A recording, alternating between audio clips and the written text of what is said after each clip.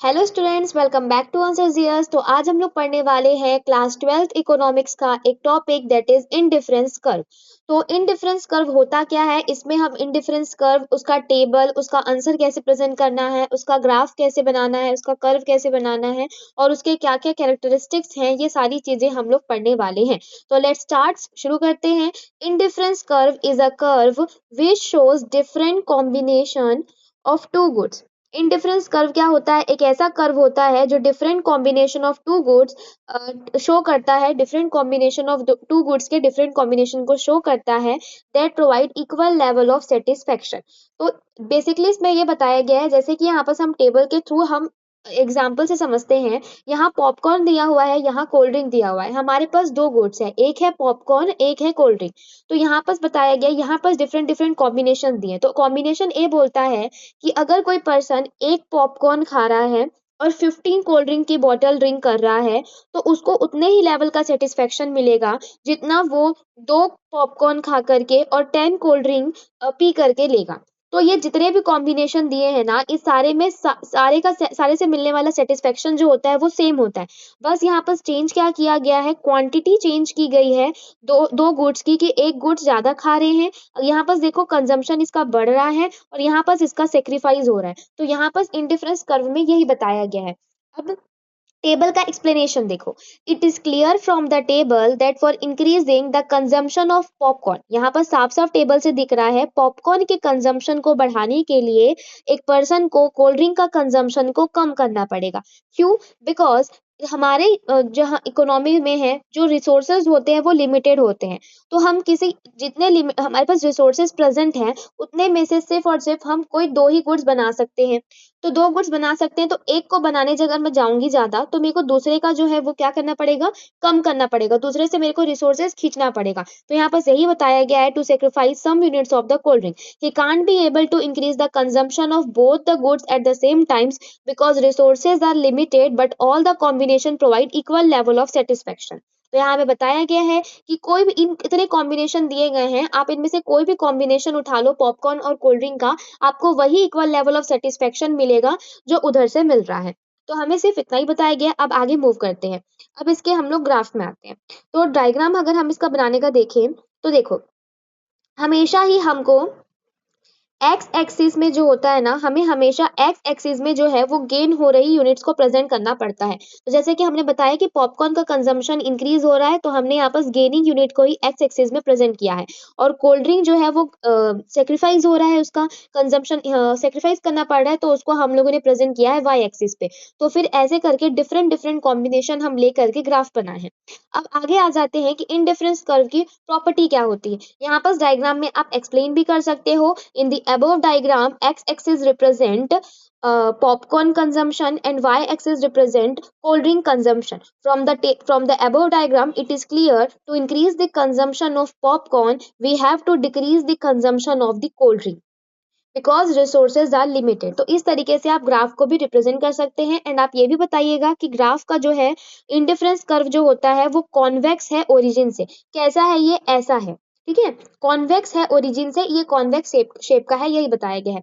अब आगे हम लोग इंडिफरेंस कर्व की प्रॉपर्टी पे आ जाते हैं।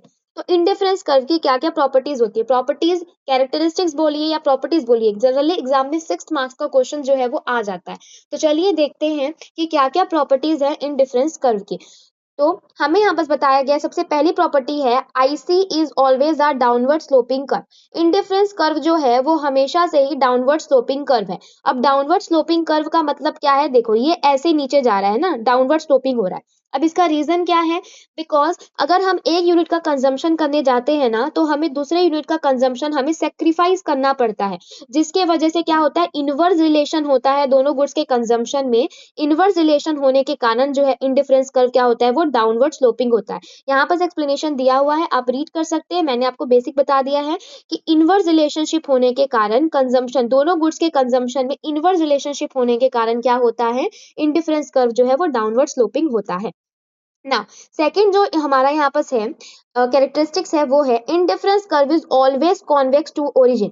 अब इंडिफरेंस कर्व जो है वो कॉन्वेक्स क्यों है ओरिजिन से, हमें ये बताना है। तो देखते हैं क्यों है। तो इसका रीजन जो है वो diminishing marginal rate of substitution. तो मार्जिनल रेट ऑफ सब्स्टिट्यूशन जो होता है रेशियो होता है जो दिखाता है दो गुड्स का रेशियो दिखाता है कि कौन, जैसे कि गुड एक्स और गुड वाई का रेशियो दिखाता है, उसे मार्जिनल रेट ऑफ सब्स्टिट्यूशन कहते हैं। Generally marginal rate of substitution जो होता है वो ये होता है, वो बताता है कि कैसे जो पर्सन है कंजम्पशन करने वक्त अपने कंजम्पशन को दूसरे सब्स्टिट्यूट के साथ शिफ्ट करने लग जाता है जो इक्वल लेवल ऑफ सेटिस्फेक्शन उसको प्रोवाइड करते हैं।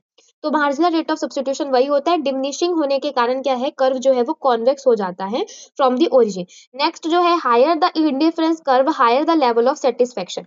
तो इसमें हमारा मोनोटोनिक प्रेफरेंस इसका रीजन होता है। मोनोटोनिक प्रेफरेंस क्या होता है, अगर हमारे पास बंडल ऑफ गुड्स है, जैसे कि मेरे पास बंडल ये बंडल ऑफ मेरे पास ये बंडल है, तो इसमें से जो है ना हमें बताया गया है जो सबसे लार्ज बंडल जो होगा, जब सबसे लार्ज बंडल जो होगा ना वही सबसे ज्यादा लेवल ऑफ सेटिस्फेक्शन प्रोवाइड करेगा। तो वैसे ही जो सबसे मैक्सिमम है पॉइंट ए सबसे ज्यादा जो सेटिस्फेक्शन प्रोवाइड कर रही होगी ना, तो वही हायर द इंडिफरेंस कर्व, जो सबसे हायर इंडिफरेंस कर्व होगा वही जो होगा हायर लेवल ऑफ सेटिस्फेक्शन जो है वो प्रोवाइड करेगा ड्यू टू मोनोटोनिक प्रेफरेंस के वजह से।